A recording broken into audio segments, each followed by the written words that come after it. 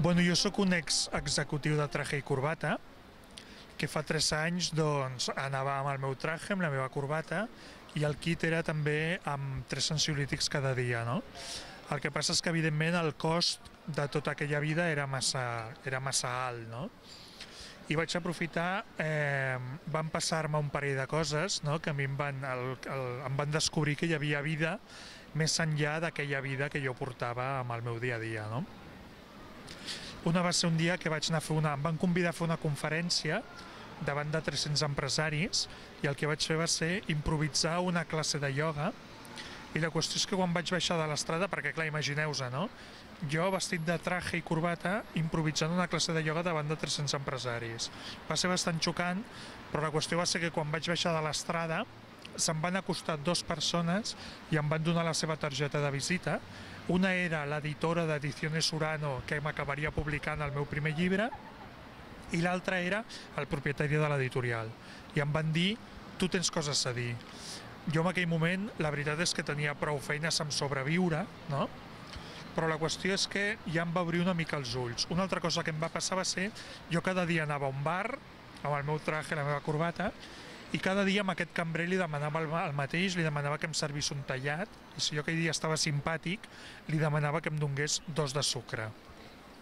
I un dia aquest cambrer, ella estava fregant el terra, em va demanar que m'asseiés davant seu a la barra, va agafar una ampolla de whisky, se'l va beure, és a dir, va agafar-se un xupito, sabeu els gots aquests petits de xupito, el va omplir de whisky, se'l va beure i em va dir: «Oye, tu sufres mucho, ¿no?» I a mi això, que m'ho digués una persona que jo no coneixia absolutament de res, el que em va fer pensar és que hi havia alguna cosa que jo estava fent molt malament, no? Tot això em va servir per replantejar-me molt bé què volia ser quan fos gran, i tot aquest pensament, tota aquesta reflexió la vaig fer fa 3 anys, quan vaig decidir penjar el traje i la corbata per dedicar-me realment al que vull, que és escriure, no? Això és bàsicament com ha anat, no? He tingut molta sort perquè en aquests 3 anys, clar, he anat a llibre per any. El primer va ser recuperar aquella targeta que m'havien donat l'editor i el propietari d'Ediciones Urano i explicar tota aquesta trajectòria personal en forma d'assaig, que ara precisament ha sortit en butxaca, amb el pròleg del Federico Mayor Zaragoza. I un cop fet aquest llibre, la màgia va començar a fluir a la meva vida d'alguna manera, no? Jo vaig escriure 10 pàgines de Les Bruixes d'Arnes, que és la primera novel·la que vaig fer.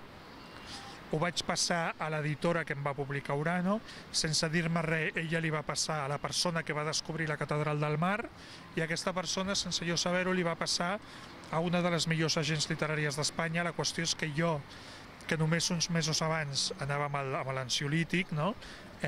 Tenia per davant un contracte firmat amb Edicions 62 per escriure Les Bruixes d'Arnes, no?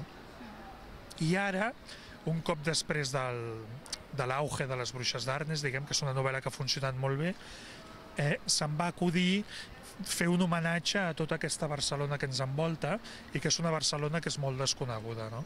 I arrel de tota d'aquesta reflexió, el que ha acabat sortint és La metgessa de Barcelona, que és un recorregut pel Born, pel barri gòtic i per tota aquesta ciutat comtal que és tan misteriosa i tan màgica.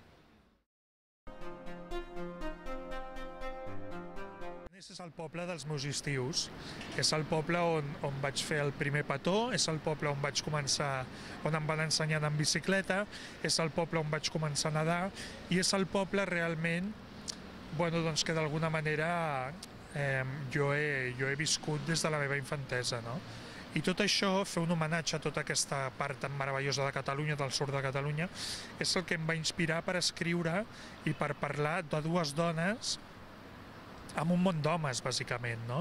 2 dones que el que fan és tenir clar que hi ha un propòsit més enllà del seu dia a dia i que estan aquí per protegir un llibre sagrat, un llibre que es diu El llibre de les essències, que el que fa és recollir tots els coneixements de les dones i els homes més savis de tota la història de la humanitat, no?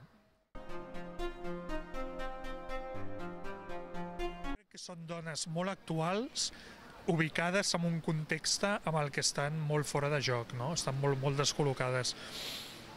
És veritat que representen, però representen molt l'esperit aquest de la dona precristiana, no? És a dir, una dona que realment eren qui tenien els coneixements i qui s'encarregaven de que totes les societats eren molt matriarcals, és a dir, eren societats en què les dones teníeu un paper molt important, no? El que passa és que, clar, la gran lacra de la religió, no? I d'aquesta religió castrant amb la que si tu et portes bé vas al cel i si et portes malament vas a l'infern, no? I les dones en aquella època evidentment ho teníeu molt pelut, ho teníeu molt malament.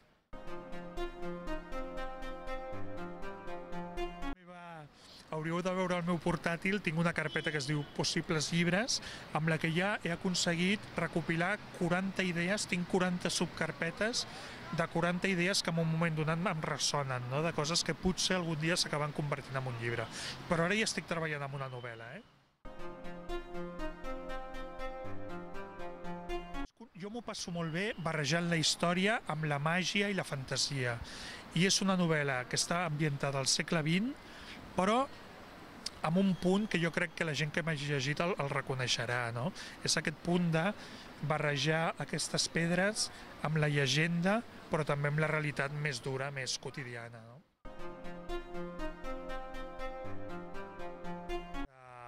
Jo sóc molt curiós i primer de tot va ser com una necessitat de trobar-li un significat a coses que jo descobria simplement aixecant una mica el cap, no?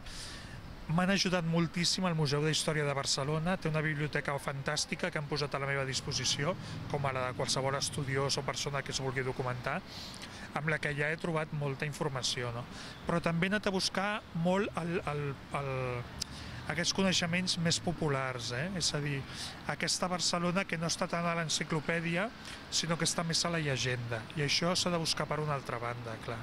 Això hi ha una altra manera de buscar-ho, recorrent molt a costumaris populars, etc. No? Hi ha una feina de documentació important amb aquestes dues vies, no?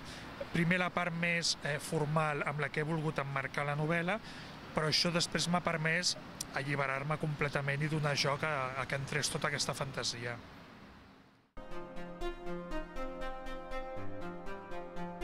Una abraçada molt forta a tots els amics de la Finestra Digital i desitjo que llegiu moltíssim. Una abraçada, gràcies.